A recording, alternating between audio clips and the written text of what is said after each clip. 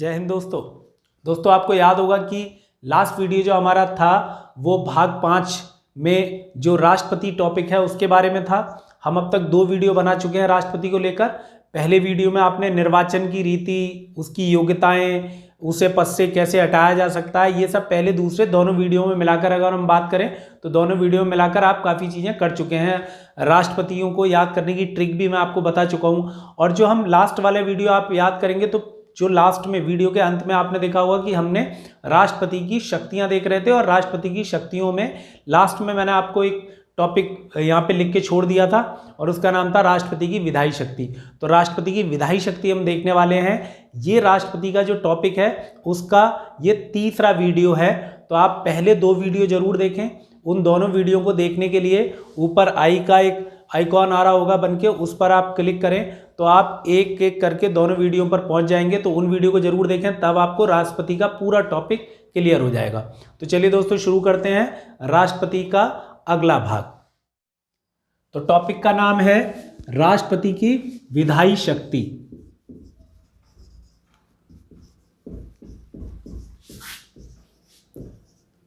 विधायी शक्ति का मतलब लेजिस्लेटिव पावर। तो लेजिस्लेटिव पावर देखनी है हमें राष्ट्रपति की। तो राष्ट्रपति की सबसे पहले लेजिस्लेटिव पावर को आप ऐसे समझने की कोशिश करिए कि जब कोई विधेयक है ना, विधेयकों के ऊपर जो राष्ट्रपति अनुमति देता है उसके बारे में हम बात करने वाले हैं। विधायी शक्ति का मतलब यही है कि कोई कानून बनाने की शक्ति। तो आप जानते हैं कि कानून बनाने की शक्ति किसके पास होती है? संसद के पास होती है।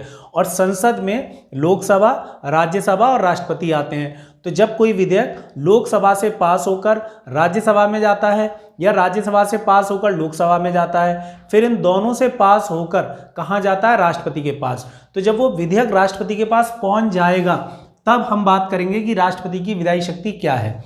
तो हम विधेयकों पर, किसी विधेयक पर राष्ट्रपति की अनुमति देख रहे हैं, है ना। और आप जानते हैं कि ये बात आर्टिकल 111 में लिखी हुई है। अनुच्छेद 111 हमें बताता है कि किसी विधेयक पर राष्ट्रपति अनुमति कैसे देता है, उसके पास कौन कौन सी शक्तियां हैं। और आप देखेंगे कि इस वीडियो के माध्यम से और साथ ही साथ इस टॉपिक के माध्यम से आप बहुत आसानी से सिर्फ और सिर्फ कुछ सेकंड के अंदर ही ये भी समझ जाएंगे कि राष्ट्रपति के पास कौन कौन सी वीटो पावर हैं और वीटो पावर किस प्रकार की हैं, वो कैसे काम करती हैं। बस आप ध्यान से इतना देखिए कि राष्ट्रपति विधेयकों पर अनुमति कैसे देता है या कैसे रोक लेता है या कैसे पुनर्विचार के लिए लौटा देता है, इस पर फोकस कीजिए।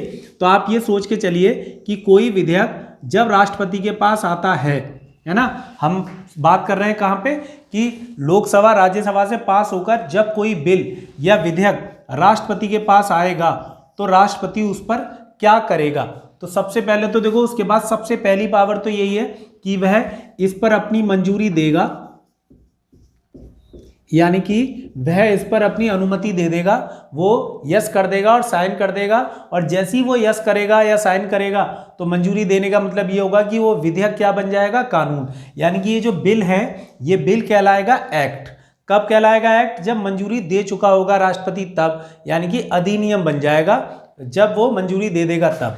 या फिर अगर मंजूरी नहीं देता है तो दूसरा काम क्या कर सकता है राष्ट्रपति कि मंजूरी नहीं देगा, यानी कि मंजूरी रोक लेगा, है ना। ये कर सकता है राष्ट्रपति। दोनों में से एक चीज, या तो मंजूरी देगा या मंजूरी नहीं देगा, यानी कि वो उसे आरक्षित कर लेगा और अपने फैसले को आरक्षित करके वह जवाब नहीं देगा, या जवाब ऐसा देगा कि वह इस पर मंजूरी नहीं दे रहा है। उसके बाद फिर एक तीसरा तरीका यह है कि वह विधेयक को पुनर्विचार के लिए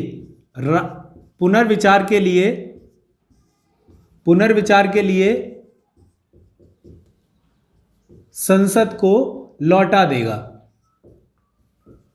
यानी कि यह विधेयक वहीं वापस चला जाएगा जहां से यह विधेयक शुरू हुआ था। यह विधेयक वहां नहीं जाएगा जहां से यह आया है। यह विधेयक लोकसभा से अगर शुरू हुआ है और फिर राज्यसभा में गया है, फिर राष्ट्रपति के पास गया है, तो राष्ट्रपति जब इसे लौटाएगा तो ये विधेयक वापस कहां जाएगा? लोकसभा में। तो लोकसभा में जाएगा। फिर चाहे तो लोकसभा, राज्यसभा इस विधेयक पर कोई विचार करें चाहे ना करें। विचार करने का मतलब यह है कि यहाँ पर वो विचार करते हुए इस विधेयक में कोई संशोधन करें या ना करें, या बिल्कुल एज इट इज जैसा था वैसे ही लौटा दें, तब फिर दोबारा से राष्ट्रपति के पास ये विधेयक आएगा। तो पहले तो हम एक बार में सारी देख रहे हैं, फिर हम बाद में देखेंगे कि कैसे ये विधेयक वापस आएगा, तब क्या होगा। तो ये एक तीसरा तरीका है ना, तीसरा उसके पास अधिकार है। और फिर एक अधिकार ऐसा है जो हमारे संविधान में लिखा नहीं है। आपको याद रखना विशेष तौर से कि आर्टिकल 111 में सिर्फ ये 3 बातें हैं। जो चौथी बात हम लिखने जा रहे हैं वो आर्टिकल 111 में लिखी नहीं है। दरअसल वो टेक्निकली तौर पर राष्ट्रपति को वो शक्ति मिल गई है, या आप कह सकते हैं कि वो विधायी शक्ति राष्ट्रपति को टेक्निकल तौर पर अचानक, या आप कैसे कह सकते हो इत्तेफाक से मिल गई है। वो हमारे संविधान में लिखी नहीं है, और उसे हम कहते हैं पॉकेट वीटो का प्रयोग करेगा राष्ट्रपति। पॉकेट वीटो, या इसे हम जेवी वीटो भी कहते हैं। तो जेवी वीटो या पॉकेट वीटो का प्रयोग करता है कौन? राष्ट्रपति। कैसे करता है? जैसे इन तीनों बातों में ये कहीं नहीं लिखा है कि राष्ट्रपति कितने समय के अंदर राष्ट्रपति को विधेयक पर मंजूरी देनी है, या विधेयक पर मंजूरी नहीं देने का फैसला करना है, या फिर पुनर्विचार के लिए लौटाना है। इस विषय में हमारे संविधान में टाइम लिमिट नहीं दी गई है, और जब टाइम लिमिट नहीं दी गई है तो इस बात का फायदा राष्ट्रपति उठा सकता है। और राष्ट्रपति क्या करेगा कि वो इन तीनों में से कोई भी कार्य नहीं करेगा, बल्कि वो क्या करेगा, उस विधेयक को अपनी मेज पर पड़े रहने देगा। इसका नाम शायद इसीलिए पॉकेट वीटो हो गया है, शायद, मतलब हमें इसके बारे में कोई जानकारी नहीं है और किसी को भी नहीं होगी ये जानकारी कि ये पॉकेट वीटो, जेवी वीटो नाम कैसे पड़ा है। दरअसल शायद इसलिए हो गया होगा कि राष्ट्रपति उस विधेयक को उठाकर अपनी जेब में रख लेता है और ना हाँ करता है और ना ही ना करता है, तो कोई जवाब नहीं देता, क्योंकि टाइम पीरियड नहीं है, टाइम लिमिट नहीं है कि इस विधेयक पर वो कितने टाइम में कोई फैसला लेगा, इसलिए कोई फैसला लेता ही नहीं है। तो फैसला ना लेने की जो प्रक्रिया है, राष्ट्रपति के पास जो शक्ति है, वही क्या है, पॉकेट वीटो है या जेवी वीटो है। जेब में उठा के रख लिया और बस चुप हो गए और कोई जवाब नहीं दे रहे हैं, या आप कैसे कह सकते हो मेज पर ऐसे ही पड़े रहने दिया और उस पर ना कह रहे हैं और ना हाँ कह रहे हैं और ना ही पुनर्विचार के लिए लौटा रहे हैं। तो इस तरीके से राष्ट्रपति के पास पहली बार में ये 4 शक्तियां हैं जो राष्ट्रपति को मिली हुई हैं। अब आप सोचिए, अभी हम बात कर रहे थे कि अगर मंजूरी देगा तो कानून बन जाएगा वो विधेयक, मंजूरी नहीं देगा तो वो निरस्त हो जाएगा विधेयक, पुनर्विचार के लिए लौटा देगा तो क्या होगा। तो देखो, पुनर्विचार के लिए लौटा देगा तो क्या होगा, वो विधेयक संसद में जाएगा, संसद चाहे तो उस पर दोबारा विचार करे और उस पर अपनी कोई नई राय बनाए, कोई संशोधन करे, और चाहे तो संशोधन ना करे। और जब वो विधेयक दोबारा से वापस आएगा किसके पास, राष्ट्रपति के पास, तो फिर राष्ट्रपति के पास मंजूरी देने के अतिरिक्त कोई शक्ति नहीं रहेगी। यानी कि आर्टिकल 111 यानी कि 111 में लिखा हुआ है कि राष्ट्रपति अपनी मंजूरी नहीं रोकेगा। तो जब मंजूरी नहीं रोकेगा तो सीधी बात है कि वो ना इसका प्रयोग करेगा, ना इसका प्रयोग करेगा और ना इसका प्रयोग करेगा। तो वो तीनों में से किसी का प्रयोग नहीं करेगा, है ना, वो मंजूरी दे देगा जब विधेयक दोबारा से राष्ट्रपति को भेजा जाता है तब। तो बहुत सिंपल है, बहुत सिंपल शब्दों में मैं आपको बता रहा हूँ। आप अगर किताबी भाषा का प्रयोग करेंगे तो प्रॉब्लम होगी।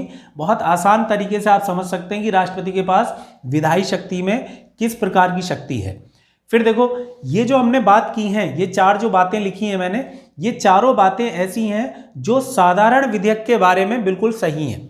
तो साधारण विधेयक के बारे में बात है ये। लेकिन अगर मान लो हम धन विधेयक की बात करें तो आपको याद रखना है कि धन विधेयक में राष्ट्रपति के पास केवल एक ही पावर नहीं होती, और वो होती है पुनर्विचार के लिए लौटाना। तो राष्ट्रपति धन विधेयक को पुनर्विचार के लिए नहीं लौटा सकता, बाकी उसके पास सारी शक्तियां बनी रहती हैं। वैसे संविधान में तो यही लिखा है कि राष्ट्रपति धन विधेयक पर मंजूरी देगा या नहीं देगा, ये भी है। लेकिन वैसे परंपरा ये कहती है, अब तक का जो ट्रेडिशन है वो यही है कि क्योंकि धन विधेयक राष्ट्रपति की पूर्व मंजूरी से ही लोकसभा में पेश किया जाता है, इसलिए राष्ट्रपति धन विधेयक पर अपनी मंजूरी नहीं रोकता है, यानी कि राष्ट्रपति धन विधेयक पर अपनी मंजूरी दे ही देता है। हालांकि संविधान में यह लिखा नहीं है कि मंजूरी देनी ही देनी है उसे, लेकिन फिर भी ट्रेडिशन यह है कि मंजूरी दे देता है। तो आपको याद रखना है, अगर किताब के अकॉर्डिंग चलें या संविधान के अकॉर्डिंग चलें तो आप कहेंगे कि राष्ट्रपति के पास धन विधेयक के विषय में एक ये वाली शक्ति नहीं होती, पुनर्विचार के लिए लौटाना। बाकी सारी शक्तियां विधायी रूप में राष्ट्रपति के पास होती हैं, किस पर, धन विधेयक में। फिर इसी प्रकार से देखो, वित्त विधेयक है। तो अब चार विधेयक आप जानते हैं, चार विधेयक होते हैं, ये हम लोकसभा राज्यसभा पढ़ते समय करेंगे। अभी मैं आपको ऊपरी तौर पर बता रहा हूं कि विधेयक चार प्रकार के होते हैं। उनमें पहला साधारण विधेयक, धन विधेयक, वित्त विधेयक और फिर संविधान संशोधन विधेयक। तो साधारण और धन विधेयक तो मैंने आपको बता दिया। अब वित्त विधेयक के बारे में बात करें तो वित्त विधेयक में राष्ट्रपति के पास सभी शक्तियां होती हैं, जबकि वित्त विधेयक भी राष्ट्रपति की पूर्व मंजूरी से ही आता है। आपको ध्यान रखना है कि वित्त विधेयक भी राष्ट्रपति की पूर्व मंजूरी से आता है, इसलिए ट्रेडिशन यही कहता है, अब तक यही होता आया है कि राष्ट्रपति वित्त विधेयक पर भी अपनी मंजूरी नहीं रोकता है। तो आपको याद रखना है कि अब तक साधारण विधेयक और वित्त विधेयक सेम है, बिल्कुल है ना, उन पर ये सभी शक्तियां हैं राष्ट्रपति के पास। धन विधेयक पर एक शक्ति नहीं है, कौन सी? पुनर्विचार के लिए लौटाना। और जब संविधान संशोधन विधेयक यानी कि चौथा विधेयक, जो चौथे प्रकार का विधेयक है, संविधान संशोधन विधेयक, कॉन्स्टिट्यूशनल अमेंडमेंट का जो बिल होता है, उस विधेयक पर राष्ट्रपति अपनी मंजूरी देता ही है। तो आपको याद रखना है कि जो संविधान संशोधन विधेयक है उस पर राष्ट्रपति अपनी मंजूरी नहीं रोकता है। यह हमारे संविधान में पहले नहीं लिखा था, लेकिन बाद में संविधान संशोधन करके 70 के दशक में यह तय कर दिया गया कि अगर कोई संविधान संशोधन विधेयक होगा तो राष्ट्रपति उस पर अपनी मंजूरी दे देगा। यानी कि संविधान संशोधन विधेयक पर राष्ट्रपति के पास कोई शक्ति नहीं, केवल एक के, और वह है मंजूरी देने की। तो आप देखो कितना आसान है। अगर आपको अभी भी समझ में नहीं आएगा तो फिर समझ में फिर कभी नहीं आएगा, ये भी मैं पक्का बता रहा हूं। इससे ज्यादा आसान चीज नहीं हो सकती। अब देखो एक बात और, मैं आपको क्वेश्चन भी करता जा रहा हूं बीच बीच में कि क्वेश्चन क्या क्या कैसे कैसे बन सकते हैं। अब आपसे देखो एक ये नया क्वेश्चन हो सकता है कि भाई संसद के द्वारा जब कोई विधेयक आया तब तो ये शक्तियां हो गई, अगर कोई विधेयक राज्य की विधानमंडल, राज्य का जो विधानमंडल है उसके द्वारा अगर भेजा जा रहा है, या राज्य की विधायिका के द्वारा जो बिल भेजा जा रहा है, विधेयक भेजा जा रहा है, तो उस पर राष्ट्रपति क्या करेगा? तो आप जानते हैं कि बिल्कुल राष्ट्रपति की तरह ही राज्यपाल के पास भी ये सभी शक्तियां हैं। राज्यपाल के पास एक और शक्ति है, ये वाली शक्ति छोड़ दो आप, तीनों शक्तियां राज्यपाल के पास हैं, पॉकेट वीटो वाली नहीं। तो ये जो चौथी जो शक्ति है, इसकी जगह राज्यपाल के पास एक शक्ति होती है जिसमें राज्यपाल किसी विधेयक को राष्ट्रपति के विचारों के लिए आरक्षित कर लेता है। यानी कि वो कहता है कि भाई मैं इस विधेयक को राष्ट्रपति को दिखाऊंगा तब इस पर कोई जवाब देंगे हम। तो जब राष्ट्रपति के विचारों के लिए आरक्षित कर लेता है राज्यपाल किसी राज्य के विधेयक को, तो वह विधेयक कहाँ जाएगा? राष्ट्रपति के पास। और जब राष्ट्रपति के पास वह विधेयक जाएगा तो राष्ट्रपति उस विधेयक पर अपनी मंजूरी दे सकता है, उस पर अपनी मंजूरी रोक सकता है, और साथ ही साथ उसे पुनर्विचार के लिए लौटा सकता है। ये तीनों पावर किसके पास होंगी? राष्ट्रपति के पास। राष्ट्रपति यदि पुनर्विचार के लिए लौटा देता है किसी विधेयक को, और वह विधेयक फिर दोबारा से कहां से आता है? राज्य के विधानमंडल से, है ना, किसी राज्य के विधानमंडल से जब वह विधेयक दोबारा राष्ट्रपति के पास आएगा तो राष्ट्रपति दोबारा में, सेकेंड टाइम में मंजूरी देने के लिए बाध्य नहीं है। यानी कि वह मंजूरी दोबारा से रोक सकता है, फिर उसे मंजूरी दे भी सकता है, तो दोनों काम कर सकता है। जबकि अगर संसद से कोई विधेयक दोबारा आता है तो उसके पास मंजूरी देने के अलावा कोई ऑप्शन नहीं होता। तो आपको याद रखना है कि संसद के द्वारा पारित जो विधेयक है वो राष्ट्रपति के पास जाएगा तो किस प्रकार से अलग है, और जब राज्य के विधानमंडल के द्वारा कोई विधेयक भेजा जाएगा तो किस प्रकार से राष्ट्रपति की शक्ति अत्यंतिक हो जाती है, यानी कि एब्सोल्यूट हो जाती है, और वह उस पर कोई भी निर्णय दे सकता है। तो आप इस बात को कंपेयर करो, थोड़ा सा वीडियो को रिवाइंड करके दोबारा देखना अगर समझ में ना आए, लेकिन बहुत आसान है, और इसे कॉपी में एक बार अपने नोटबुक में जरूर नोट करें और थोड़ा सा विचार करें। देखिए जरूरी नहीं होता कि क्वेश्चन वही आए जो आपने कॉपी में लिखा है या नोट किया है। मैंने देखा है कि कई कोचिंग्स में, कई क्लासेस में एक ट्रेंड चला दिया है कि पॉइंट डलवा के लिखवाना। तो आप सोचिए कि पॉइंट डलवा के लिखवाने का मतलब ये होता है कि वो जो पॉइंट लिखे गए हैं, बच्चे का फोकस 3 महीने बाद, 6 महीने बाद, 8 महीने बाद जब वो रिवाइज करेगा तो केवल उन पॉइंट पे ही रहेगा और किसी पे नहीं रहेगा। अगर कोई क्वेश्चन कॉन्सेप्चुअल आया तो वो पॉइंट मदद नहीं कर पाएंगे उस क्वेश्चन को सॉल्व करने में। तो इसलिए जरूरी है कि एक इस प्रकार की कहानी आपके मन में होनी चाहिए, इस प्रकार का कॉन्सेप्ट होना चाहिए कि क्वेश्चन कैसे भी आए, कितना भी घुमा के कोई पूछे तब भी आप आंसर कर दें। यूपीएसआई के जो लास्ट टाइम का जो पेपर है, लास्ट ईयर के पेपर जो है यूपीएसआई का, वो अगर आप देखेंगे तो आप पाएंगे कि उसमें वन लाइनर क्वेश्चन की कोई जगह नहीं थी। उसमें क्वेश्चन ऐसे ही थे जो समझ के आधार पर किए जा सकते हैं। और जिस तरीके से ट्रेंड चेंज हो रहा है पेपर का, उस हिसाब से आप देख सकते हैं कि अब क्वेश्चन वैसे नहीं आते कि वन लाइनर, है ना, सिर्फ इतना पूछा जाए कि कौन से विधेयक पर राष्ट्रपति अपनी मंजूरी दे सकता है, या सिर्फ एक लाइन में नहीं, है ना, आपको याद रखना है इस तरीके से पूरी कहानी, पूरी बात। अब देखो, आप देखो इतनी मेहनत अगर आपने कर ली है तो आप देखो एक बहुत अच्छा सा टॉपिक राष्ट्रपति का वो यहीं पर कंप्लीट हो जाएगा। और आप देखना कितना आसान। आप जानते हैं कि राष्ट्रपति के पास वीटो पावर होती हैं, ये आपने अच्छे से पढ़ा है, मैं यहीं पर इसे पूरा कर देता हूं कि राष्ट्रपति के जो वीटो पावर हैं वो कौन कौन सी हैं, और उन्हें समझना आप देखेंगे कितना आसान है। तो राष्ट्रपति के पास देखो वीटो पावर जो होती हैं वो कुल मिलाकर कौन सी होती हैं। तो सबसे पहले वीटो पावर होती है जिसे हम कहते हैं अत्यंतिक वीटो। मैं एक जगह लिख रहा हूं, आप देखना कि उससे आपको पूरी तरह क्लियर हो जाएगा। अत्यंतिक वीटो का मतलब होता है, अत्यंतिक वीटो का मतलब होता है absolute veto power. Absolute veto power अत्यंतिक वीटो कहलाती है। दूसरे प्रकार का होता है जिसे हम कहते हैं विशेषित वीटो। तीसरे प्रकार का जो वीटो पावर होता है उसे हम कहते हैं निलंबित वीटो। इनकी जो इंग्लिश वर्जन है वो आपको स्क्रीन पर लिख लिख के आ रहा होगा, तो इसलिए हम चाहते हैं कि भाई कोई इंग्लिश मीडियम का है तो उसे भी ज़्यादा दिक्कत ना आए समझने में। अब इतना भी इंग्लिश मीडियम का नहीं होना चाहिए कि कोई ये पूछे कि पुनर्विचार को इंग्लिश में क्या कहते हैं। मतलब बड़ा अजीब लगता है ना कि आप कैसे, मतलब ये एक तरीके से जो इस तरह का जो बिहेव करते हैं बच्चे, वो एक तरीके से मैं तो यही मानता हूँ कि वो तो नक्शेबाजी है कि बस ये करना कि हमें कुछ आते ही नहीं। हम अगर कोई बच्चे किसी से पूछे कि 29 कितने होते हैं तो वो क्या इंग्लिश में ही बताओ, तो ये क्या है, ये आपके अंदर एक कमी है। ये कोई अच्छी बात नहीं है कि आप हर चीज़ की आप मंजूरी को अगर आप पूछेंगे भाई इसकी इंग्लिश बताओ, ये अजीब है। ये जरूर है कि भाई अत्यंतिक की स्पेलिंग नहीं होती है, इंग्लिश नहीं पता होती है, ट्रांसलेट करना चाहिए, विशेषित की, निलंबित की, ये थोड़े से कठिन वर्ड हो सकते हैं, लेकिन जो वर्ड हमारे समाज में चल रहे हैं, एक दूसरे से बोल रहे हैं हम, आप उसमें भी जानबूझ के ऐसे कह रहे हैं कि इसकी भी इंग्लिश बताओ, तो ये बड़ा अजीब है ना। इतना भी इंग्लिश में, इतना भी अंग्रेज नहीं होना चाहिए किसी को। तो ये ध्यान रखेंगे, अत्यंतिक वीटो, विशेषित वीटो, निलंबित वीटो, सबकी इंग्लिश आ रही होगी स्क्रीन पे। निलंबित वीटो के बाद एक चौथा है जो आप अभी देख चुके हैं, पॉकेट वीटो।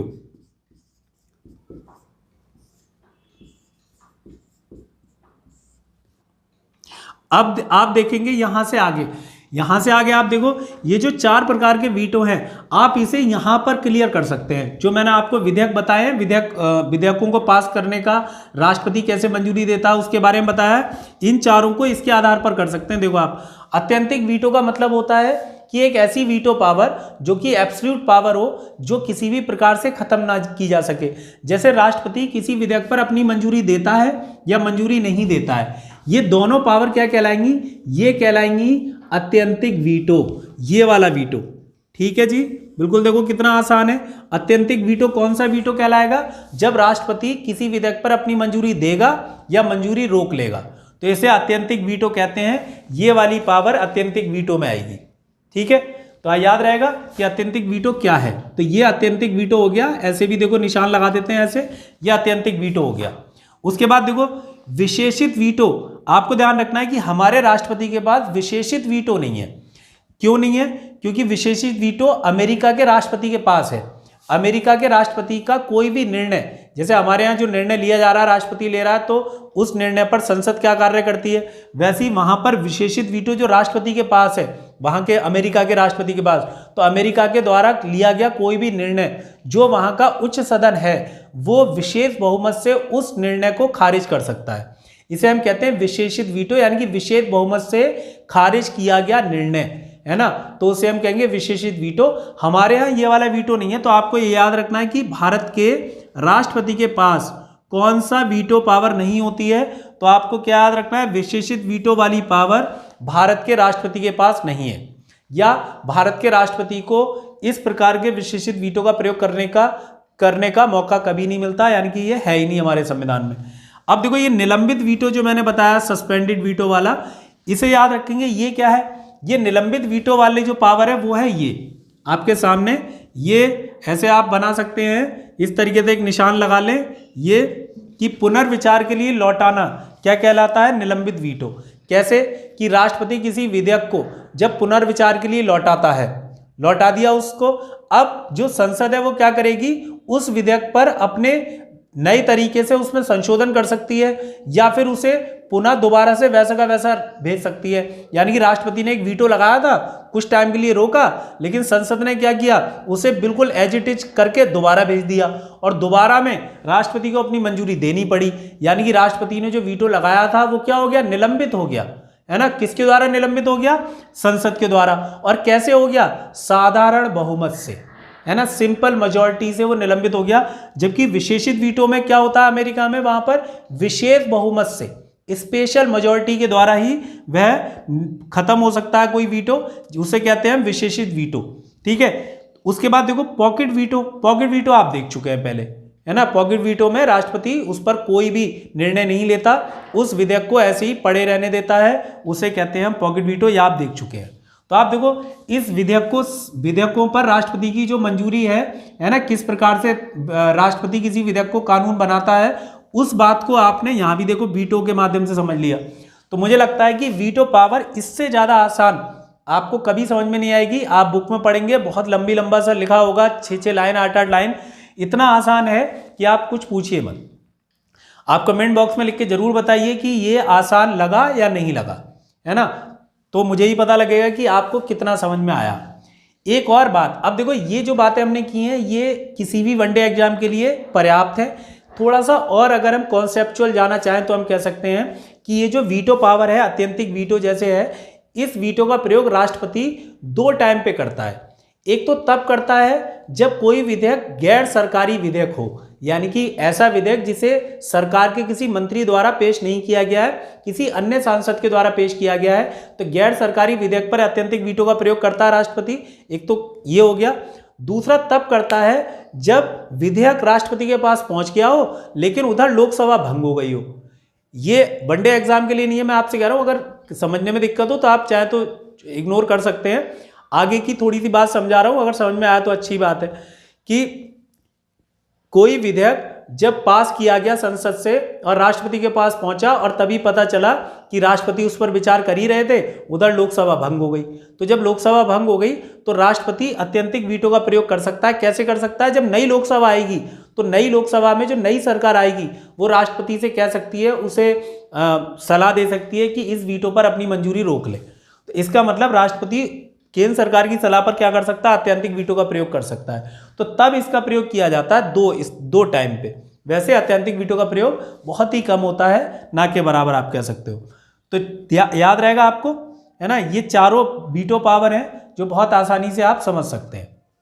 और विधेयकों पर राष्ट्रपति की मंजूरी आपने देखी, वो इस प्रकार से थी। अगर कोई क्वेश्चन हो तो कमेंट बॉक्स में जरूर लिखकर बताएं।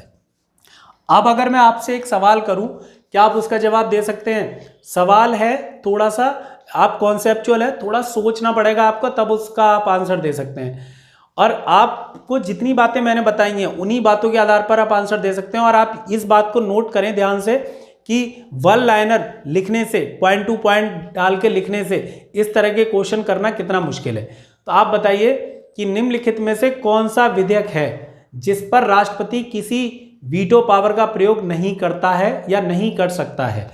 ऑप्शन में साधारण विधेयक, धन विधेयक, वित्त विधेयक, संविधान संशोधन विधेयक। ये 4 विधेयक हैं। इन चारों विधेयकों पर राष्ट्रपति कौन सी वीटो पावर का प्रयोग, मतलब इनमें चारों विधेयकों में से कौन सा विधेयक ऐसा है जिस पर राष्ट्रपति किसी वीटो पावर का प्रयोग नहीं करता है या नहीं कर सकता है? इसका आंसर कमेंट बॉक्स में लिख के बताएं और मैं आपको कमेंट बॉक्स में ही इसका आंसर भी दे दूंगा, है ना। अभी वीडियो के टाइम पे मैं इसका आंसर नहीं दे रहा हूं क्योंकि आप इसका आंसर आराम से सोचें, पूछें, समझें, किताब में देखें तो आपको पता लग जाएगा। ठीक है, बहुत आसान हो गया। ये से हम हटा देते हैं और इसके बाद हम आगे बढ़ते हैं विधायी शक्ति में। अब देखिए, विधेयकों पर राष्ट्रपति की मंजूरी के बाद राष्ट्रपति एक ऐसे टाइम पर भी किसी विधि का निर्माण कर सकता है, या आप कह सकते हो कि विधि का निर्माण करने की एक शक्ति होती है राष्ट्रपति के पास, जो कि टेम्परेरी तौर पर होती है, जिसे हम कहते हैं अध्यादेश। तो अध्यादेश मतलब एक ऐसी विधि जो आधी अधूरी है। आधी अधूरी का मतलब यह है कि वो परमानेंट नहीं है, वो टेम्परेरी तौर पर है, कुछ टाइम के लिए। तो राष्ट्रपति अध्यादेश जारी करता है, वो टाइम पीरियड क्या है और वो किस आर्टिकल में आता है? तो आपको याद रखना है कि इस विधायी शक्ति में एक अनुच्छेद है, अनुच्छेद 123, 123, जिसके तहत राष्ट्रपति के द्वारा राष्ट्रपति अध्यादेश जारी करता है।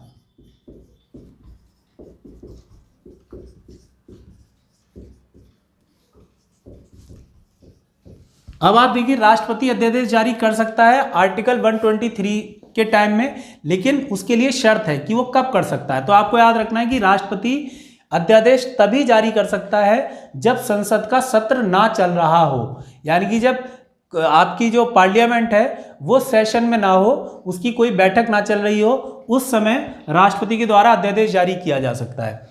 इस बात को भी ध्यान रखेंगे कि पूरी संसद यानी कि लोकसभा राज्यसभा दोनों मिलाकर ना चल रही हो तब भी, और केवल एक ना चल रही हो तब भी। जैसे लोकसभा का सेशन चल रहा है, राज्यसभा का नहीं चल रहा है, तब भी अध्यादेश जारी किया जा सकता है। मतलब एक सिंपल सी बात है, ऐसे करके याद कर सकते हैं कि अध्यादेश तब जारी हो सकता है जब विधि बनाने की जो प्रक्रिया है वो पूरी करने में दिक्कत हो। और आप जानते हैं कि कोई भी विधि निर्माण तभी हो सकता है जब लोकसभा राज्यसभा दोनों हो, क्योंकि लोकसभा राज्यसभा दोनों से ही पारित होकर कोई विधेयक पारित हो पाएगा या कोई विधेयक विधि बन पाएगा या अधिनियम बन पाएगा। तो इसलिए दोनों सत्र में ना हो या कोई एक सदन सत्र में ना हो तब भी राष्ट्रपति अध्यादेश जारी कर सकता है। अब राष्ट्रपति जब अध्यादेश जारी करेगा, और ये करता कैसे, अपने मन से नहीं करता, केंद्र सरकार की सलाह पर। तो केंद्र सरकार की सलाह पर राष्ट्रपति अध्यादेश जारी करता है। यह अध्यादेश जो राष्ट्रपति जारी करेगा, यह अध्यादेश जिस दिन लागू हुआ चलता रहेगा, 1 महीने 1.5 महीने। अगर आप किसी बुक में, जैसे लक्ष्मीकांत की बड़ी अच्छी बुक है ना, बहुत अच्छी है, पढ़ने में काफ़ी अच्छी है और अच्छे से लिखा गया उसके अंदर, लेकिन उसमें भी कुछ गलती है, कमी है। जैसे कोई और भी आपको मैंने सुना है कई जगह पे कि लोग कहते हैं कि अध्यादेश का टाइम पीरियड कितना होता है, तो आपसे कह रहा है कोई कि अध्यादेश का टाइम पीरियड होता है 6 महीने। तो ये बिल्कुल गलत बात है। 6 महीने टाइम पीरियड नहीं हो सकता। मतलब आप ऐसे कह सकते हो कि अध्यादेश का लिमिटेड टाइम पीरियड नहीं हो सकता, कि उसकी कोई लिमिट नहीं है। वो 6 महीने से कम भी हो सकता है, ज़्यादा भी हो सकता है। कैसे हो सकता है ये देखिए आप, कि अध्यादेश जारी किया गया राष्ट्रपति के द्वारा, वो अध्यादेश जारी किया गया और उस अध्यादेश को जारी हुए 15 दिन हो गए। 15 दिन बाद जैसे ही संसद का सत्र शुरू होगा, तो संसद के सत्र की जो संसद का सत्र शुरू होगा, उस सत्र की जो पहली बैठक होगी, तो आप ऐसे कह सकते हैं कि अध्यादेश का टाइम पीरियड क्या है। तो टाइम क्या है, तो आप कहेंगे टाइम है इसका कि संसद के सत्र की पहली बैठक की तारीख से, यानी कि डेट से 6 सप्ताह तक। तो आप समझ रहे हैं कि अभी आपको मैंने बताया कि अभी अध्यादेश जारी किए हुए 15 दिन हुए थे। 16वें दिन संसद के सत्र की पहली बैठक हुई, और उस पहली बैठक से कितना 6 सप्ताह, यानी कि 42 दिन आप जोड़ लो। तो 42 और 15 आप जान सकते हैं कितने हो गए, है ना, 57 हो गए। इसी तरीके से मान लो वो अध्यादेश जारी किए हुए 1 महीना हो गया, तब 1 महीने बाद बैठक शुरू हुई, तो फिर 1 महीना वो जोड़ेंगे आप, और फिर बैठक जिस दिन शुरू हुई उससे 6 सप्ताह। 2 महीने हो गए अगर संसद अध्यादेश जारी किए हुए, तो फिर 2 महीने वो और फिर 6 सप्ताह। 3 महीने हो गए तो 3 महीने वो और 6 सप्ताह। इसका मतलब यह हुआ कि टाइम पीरियड निश्चित नहीं है। लेकिन निश्चित कहां से है, निश्चित है जब सत्र शुरू होगा, तो सत्र की जो पहली बैठक की जो तिथि होगी, उस तिथि से 6 सप्ताह तक का टाइम होता है निश्चित टाइम। ठीक है, उस पहली बैठक से पिछले वाला कोई निश्चित टाइम नहीं है ना। 15 दिन हो सकते हैं, 20 दिन हो सकते हैं, 50 दिन हो सकते हैं, 60 दिन हो सकते हैं।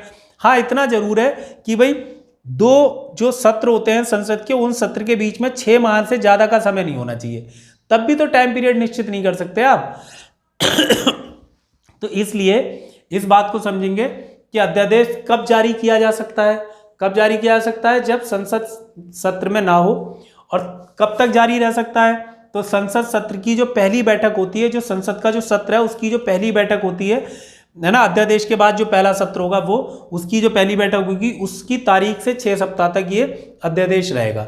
ये अध्यादेश बिल्कुल वैसे होते हैं जैसे संसद के द्वारा बनाया गया कोई कानून, यानी कि बिल्कुल वही अधिकार, वही शक्ति होती है इन अध्यादेशों की, जो शक्ति संसद के द्वारा बनाए गए कानूनों की होती है।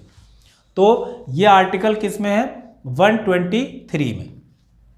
और अगर इस अध्यादेश को परमानेंटली रखना है, जैसे आपको पता होगा कि जो कृषि कानून है उन कानूनों पर सबसे पहले अध्यादेश जून के महीने में आया, तो जून के महीने में आने के बाद फिर सरकार ने सितंबर के महीने में इस अध्यादेश को कानून में बदल दिया, है ना। तो वह क्या हो गया, परमानेंट कानून हो गया, परमानेंट विधि हो गई, परमानेंट एक एक्ट हो गया। और बिल्कुल ऐसी यहाँ पे ये है कि अध्यादेश को अगर परमानेंट करना है तो इस 6 सप्ताह के अंदर, पहली बैठक से 6 सप्ताह के अंदर संसद को चाहिए कि संसद उस अध्यादेश को क्या करे, एक विधेयक के रूप में पारित करके राष्ट्रपति के पास भेज दे, और राष्ट्रपति उस पर 6 सप्ताह के अंदर ही, मतलब उस टाइम पीरियड में ही साइन अगर कर देता है तो वह अध्यादेश क्या बन जाएगा, विधि बन जाएगा, पूर्ण विधि बन जाएगा, और वह अन्य विधियों के समान ही लागू रहेगा हमेशा के लिए। ठीक है। तो आपको याद रखना है राष्ट्रपति द्वारा अध्यादेश जारी करने की शक्ति किस प्रकार से काम करती है। अब देखिए, इसके अलावा भी राष्ट्रपति के पास बहुत सारी विधायी शक्तियां हैं। उन विधायी शक्तियों को अब आपको समझने से ज़्यादा याद करना पड़ेगा। तो आप देखिए, आपकी स्क्रीन पर लाइन बाय लाइन, यानी कि पॉइंट टू पॉइंट बन के आ रहे होंगे। तो देखो, जो जरूरी है वो मैंने ऐसे लिख दिया है, पॉइंट टू पॉइंट जो जरूरी है उसमें कुछ है ही नहीं। उसमें तो आप जानते हैं कि इस तरीके से कि राष्ट्रपति संसद के पहले सत्र को संबोधित करता है, मतलब ये बातें क्या है, याद करने वाली हैं, लाइन है। तो वो लाइन बाय लाइन आपकी स्क्रीन पर आएंगी, आप उन्हें देखते जाइए। तो देखिए स्क्रीन पर, राष्ट्रपति संसद में लंबित किसी विधेयक या अन्यथा किसी संबंध में संसद को संदेश भेज सकता है। यानी कि अगर कोई विधेयक संसद में लंबित है या कोई भी विधेयक जो वहां पर पास किया जा रहा है संसद में, तो उस पर राष्ट्रपति संसद को संदेश भेज सकता है कि भाई इस विधेयक पर आपको ये कदम उठाने चाहिए। इसी तरीके से दूसरी लाइन देखिए, उस दूसरी लाइन में लिखा हुआ है कि वह प्रत्येक नए चुनाव के बाद प्रत्येक वर्ष संसद के प्रथम अधिवेशन को संबोधित करता है। यानी कि जब कोई नया चुनाव होता है, फिर नई लोकसभा आती है, जैसे अभी लोकसभा आई 2019 में, तो लोकसभा का जो पहली बैठक होगी उस पहली बैठक को राष्ट्रपति संबोधित करेगा। इसके अलावा जब नए साल में, जैसे अब 2021 चल रहा, 2022 में जब बजट सत्र शुरू होगा और 2022 की जब पहली बैठक होगी 1 फरवरी को, तब राष्ट्रपति उस बैठक को संबोधित करेगा। यानी कि हर साल पहली बैठक और नई लोकसभा की पहली बैठक को राष्ट्रपति क्या करता है, संबोधित करता है। तीसरी देखिए, वह संसद की बैठक कभी भी बुला सकता है और कभी भी संसद की बैठक को स्थगित कर सकता है। इसके अलावा वह लोकसभा को भंग कर सकता है, यानी कि लोकसभा को विघटित कर देता है। विघटित या भंग करने का मतलब यही है कि जब राष्ट्रपति के पास ये सूचना आती है या राष्ट्रपति को ये आभास हो जाता है कि जो सरकार है वो अल्पमत में है, तब राष्ट्रपति क्या कर सकता है, लोकसभा को भंग कर सकता है समय से पहले, और वरना राष्ट्रपति 5 वर्ष के बाद तो भंग करता ही करता है, यानी कि लोकसभा का विघटन कर देता है। इसके अलावा देखो फिर आगे है कि लोकसभा के अध्यक्ष और उपाध्यक्ष ये दोनों अगर अनुपस्थित हों, और इसी तरीके से राज्यसभा के सभापति और उपसभापति ये भी अनुपस्थित हों, तब ऐसे समय में राष्ट्रपति लोकसभा में किसी एक व्यक्ति को अध्यक्षता के लिए कह सकता है, और इसी प्रकार से राज्यसभा के किसी सदस्य को अध्यक्षता या सभापतित्व के लिए कह सकता है। तो ये राष्ट्रपति के पास ये अधिकार है। इसके अलावा राष्ट्रपति चुनाव आयोग के परामर्श पर संसद सदस्यों की अयोग्यता का निर्धारण करता है कि भाई चुनाव आयोग ने कहा कि ये जो संसद सदस्य हैं इन्होंने गलत जानकारी दी और इन्हें इनके पद से हटा दिया जाए, तो राष्ट्रपति चुनाव आयोग के परामर्श पर ऐसा कार्य कर सकता है कि संसद सदस्य को अयोग्य करार दे सकता है। इसके अलावा आप देखें आगे कि संसद में कुछ विशेष प्रकार के विधेयकों को प्रस्तुत करने के लिए राष्ट्रपति की मंजूरी की आवश्यकता होती है। जैसे उदाहरण के तौर पर भारत की संचित निधि से अगर कोई धन खर्च करना है तब, या फिर कोई राज्य का निर्माण करना है या राज्य की सीमा में परिवर्तन करना है, या आप ऐसे कह सकते हो कि आर्टिकल 3 आपने पढ़ा होगा, अनुच्छेद 3 के तहत अगर कोई विधेयक आ रहा है तो उसमें राष्ट्रपति की मंजूरी की आवश्यकता होती है। इसके अतिरिक्त संसद का जो सत्रावसान की जो अवधि है, जो संसद का सत्रावसान है, वो आपने देखा ही अभी अध्यादेश मैंने आपको पढ़ाया है कि जब अध्यादेश कब जारी हो सकता है, तो आप याद रखेंगे कि जब संसद का सत्र ना चल रहा हो, ऐसे समय में राष्ट्रपति अध्यादेश जारी कर सकता है। ये भी हमने इसमें पॉइंट डाल के लिख दिया है।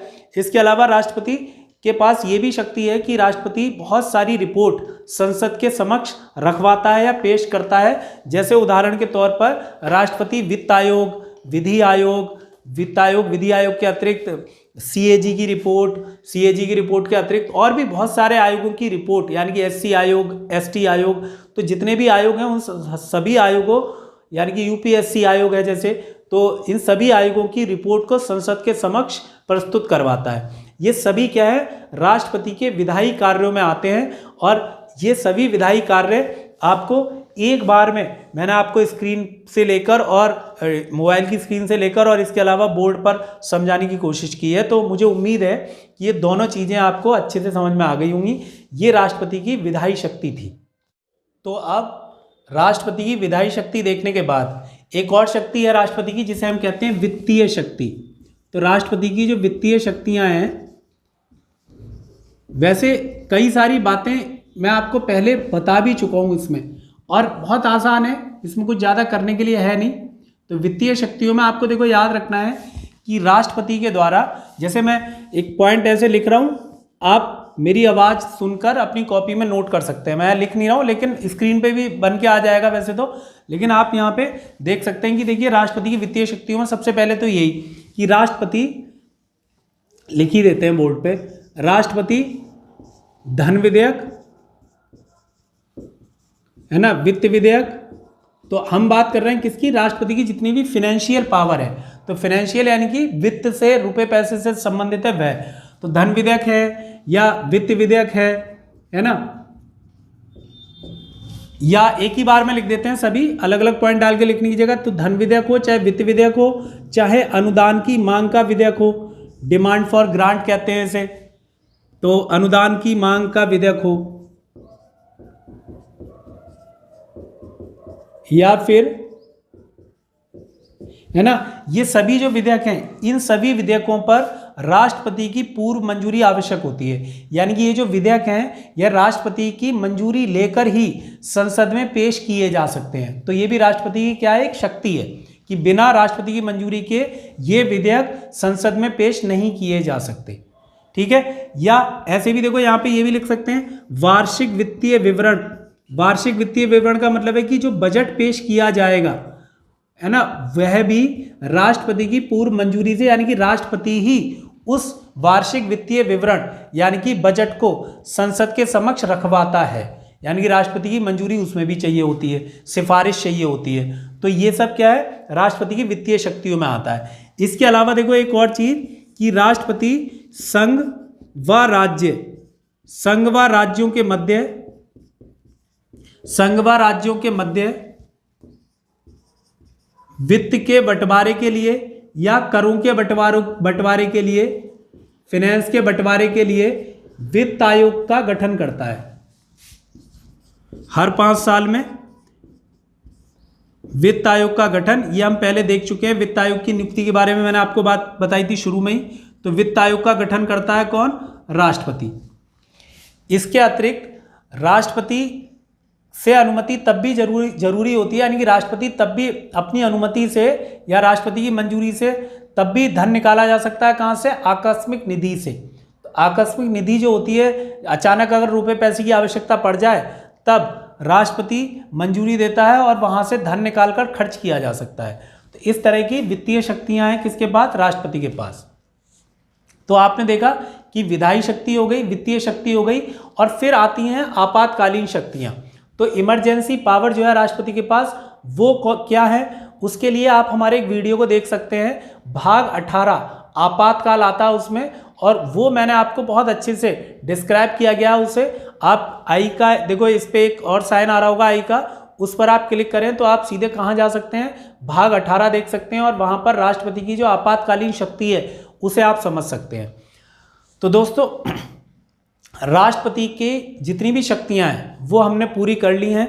राष्ट्रपति की सारी शक्तियां देख ली हैं आपने, जितनी भी शक्तियां हैं राष्ट्रपति की, चाहे वो सैन्य शक्ति हो, चाहे वो न्यायिक शक्ति हो, चाहे वो कार्यपालिका शक्ति हो, कूटनीतिक यानी कि राजनीतिक शक्ति हो, चाहे विधायी शक्ति हो, चाहे वित्तीय शक्ति हो, ये सारी शक्तियां आपने देखी हैं।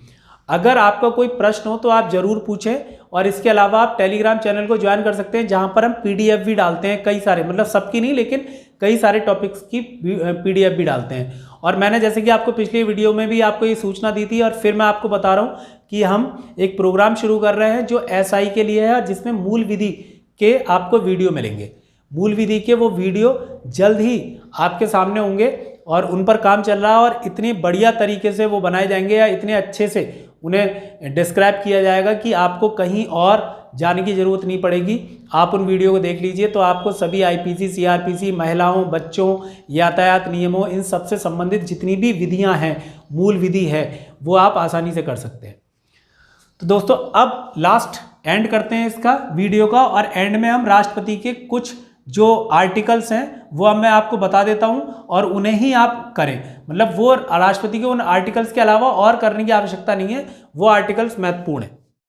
राष्ट्रपति के अनुच्छेदों को आप इस तरीके से याद करिए, जैसे ये है पी का मतलब क्या है, प्रेसिडेंट। तो प्रेसिडेंट के चारों तरफ अपनी कॉपी में ऐसे बना लीजिए कि अनुच्छेद 52 क्या कहता है, अनुच्छेद 53, अनुच्छेद 54, अनुच्छेद 55, अनुच्छेद 59, अनुच्छेद 60, अनुच्छेद 61। देखिए वही करें जो मैं बता रहा हूं। आप चाहें तो भाई आप चाहें तो सारे आर्टिकल रट डालिए, लेकिन ऐसा संभव नहीं होता ना कि आप संविधान के सभी आर्टिकल कर पाए। लेकिन जो बहुत महत्वपूर्ण है उन्हें जरूर करें। पहले मैं उस पर भी निशान लगाऊंगा जिसमें 3-4 आपको करने हैं, फिर उसके बाद ये सारे कर लें आप।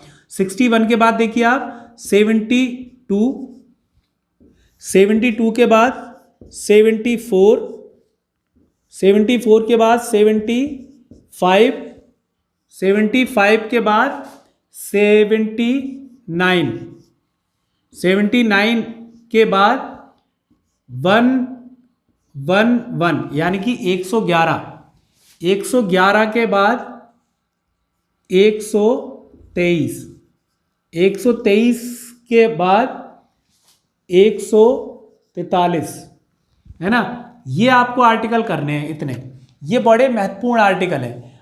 आप चाहें तो इसके अलावा कुछ ऐसे आर्टिकल जैसे अनुच्छेद 80 कर सकते हैं आप, जिसमें राष्ट्रपति राज्यसभा में 12 सदस्यों का मनोनयन करता है। वैसे उसे हम बाद में भी देख सकते हैं, आर्टिकल 80 करेंगे जब संसद करेंगे तब भी देख सकते हैं, आप यहाँ भी कर सकते हैं। इसके अतिरिक्त आप जो है एक और आर्टिकल कर सकते हैं जो भाग 16 के अंतर्गत है, वो भी कर सकते हैं, लेकिन वो हम भाग 16 में ही पढ़ लेते हैं, इसलिए करने की आवश्यकता नहीं है। तो आप इतने कर लें, है ना, बाकी आप छोड़िए, आप इतने कर लें। इतने आर्टिकल करके आप राष्ट्रपति में अच्छा खासा कॉन्फिडेंस ला सकते हैं अपने मन में कि राष्ट्रपति आपको अच्छे से आ गया है। आप एक एक करके ये सारे आर्टिकल स्क्रीन पर देखिए कि स्क्रीन पर आपको इन आर्टिकल को पूरा लिख के बताया गया है। बोर्ड पे लिखने में टाइम लगता है, तो इसलिए आप स्क्रीन पर देखते जाइए कि ये आर्टिकल क्या कह रहे हैं हर आर्टिकल के बारे में। तो सबसे पहले आर्टिकल 52 है। आर्टिकल 52 कहता है कि भारत का एक राष्ट्रपति होगा। आर्टिकल 53 कहता है कि संघ की जो कार्यपालिका शक्ति है वो राष्ट्रपति में निहित होगी। आर्टिकल 54 राष्ट्रपति के चुनाव के बारे में बताता है, राष्ट्रपति का चुनाव कैसे होता है, यानी कि राष्ट्रपति का जो निर्वाचक मंडल है उसके बारे में बताया गया है 54 में। 55 में राष्ट्रपति के चुनाव का तरीका, मैंने आपको समझाया भी था तरीका क्या है उसका। राष्ट्रपति के जो निर्वाचन की जो प्रक्रिया है वो आर्टिकल 55 में दी हुई है। इसके अलावा आर्टिकल 59 राष्ट्रपति की कार्यालय की जो दशाएं हैं उनके बारे में बताता है 59। आर्टिकल 60 है राष्ट्रपति द्वारा शपथ ग्रहण। एक काम कर लीजिए आप, 59 नंबर का जो आर्टिकल है उसे आप चाहें तो छोड़ दीजिए, उसका कोई मुझे लगता नहीं कोई यूज है। लेकिन 60 नंबर का आर्टिकल बड़ा महत्वपूर्ण है, राष्ट्रपति द्वारा शपथ ग्रहण, ये जरूर करें आप ध्यान से। उसके बाद 61 मोस्ट इंपोर्टेंट है, राष्ट्रपति पर महाभियोग की प्रक्रिया, है ना। तो अब जैसे मैंने आपको बताया था कि अनुच्छेद 60 में जैसे हमने अभी पढ़ा कि राष्ट्रपति के द्वारा जो शपथ ली जाती है वो आर्टिकल 60 में है। तो शपथ कौन दिलाता है राष्ट्रपति को, ये हम पढ़ चुके हैं पहले, कौन दिलाता है, सुप्रीम कोर्ट के मुख्य न्यायाधीश। 61 में राष्ट्रपति पर महाभियोग की प्रक्रिया, ये अच्छे से समझ लिया हमने पहले। आर्टिकल 72 में क्षमादान है, मृत्युदंड को कैसे क्षमा कर सकता है राष्ट्रपति, इसके बारे में बताया गया है। आर्टिकल 74 कहता है कि राष्ट्रपति को सलाह देने के लिए एक मंत्रिपरिषद होगी। और 75 कहता है कि राष्ट्रपति प्रधानमंत्री व प्रधानमंत्री की सलाह पर अन्य मंत्रियों की नियुक्ति करेगा।